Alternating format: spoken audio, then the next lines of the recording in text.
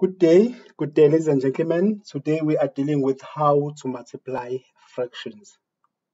Somebody might ask themselves and say, what the heck? Why do I need to multiply fractions? Because if I have fractions, I can just put them on a calculator and then come up with an answer.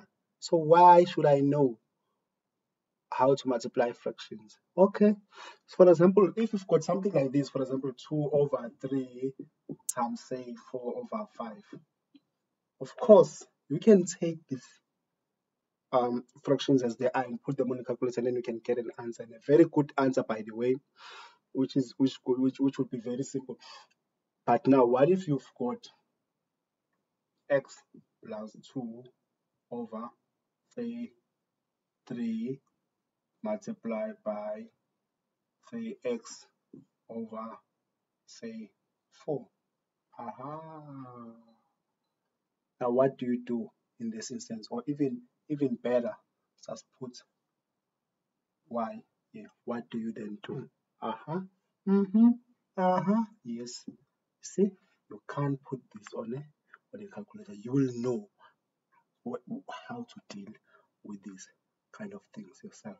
So it is very important to know how to multiply a fraction with a fraction, so that you can be able to say, if you made something like this or something even more complicated than this, then you will know exactly what is it that you should do. Okay, so how do we multiply fractions? So when we multiply fractions, remember guys, fractions has two parts.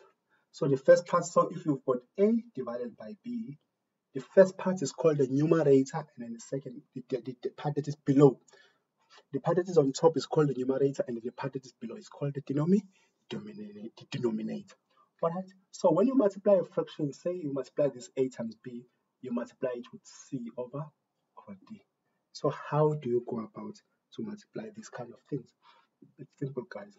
You multiply a numerator with a numerator, and then you multiply a denominator with a denominator. Let's just quickly write it down. You say num times num, numerator times numerator, and then you say denom, which stands for denominator, and then times denom, and then you are done. So a times c, you get what? You get ac. Alright, and then b times d, what do you get? You get b d. That's exactly how you multiply a numerator with another numerator. So let's take some examples of numbers, and then let's see how we deal with them. If you have, say, 2 divided by 3 multiplied by 5 divided by what? Divided by 4. How do you deal with this? Numerator with a numerator. So 5 times, so 2 times 5. And then what do you get? You get 10. Okay. And then 3 times 4. What do you get? You get 12. So your answer is 10 over 12. But remember that you can still simplify this answer. Sometimes it ends here, but sometimes you can simplify it, like in this particular case. You can simplify it. So how to simplify it? You find a number that can get into this one and can also get into this one. Now, what is that number? It's 2. Okay. And then how many times does 2 get into this one? It gets into this one 5 times. And how many times does 2 get into this one? It gets 6 times. So your answer is 5 times 6. That is how you do it. Alright. Let's do one more time and then it shows.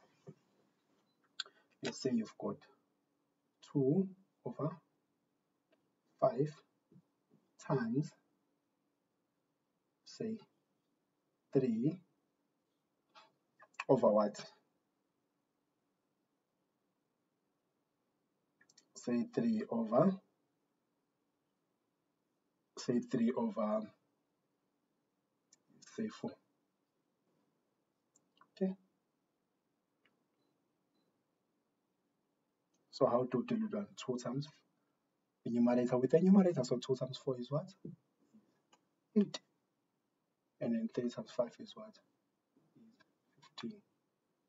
Is there a number that can get into here and also get into here? There is no one. So the what does it end? It ends here. So this is basically how you multiply what? A fraction with another fraction. Right? Ladies and gentlemen, thank you very much for watching and have a lovely day. Goodbye.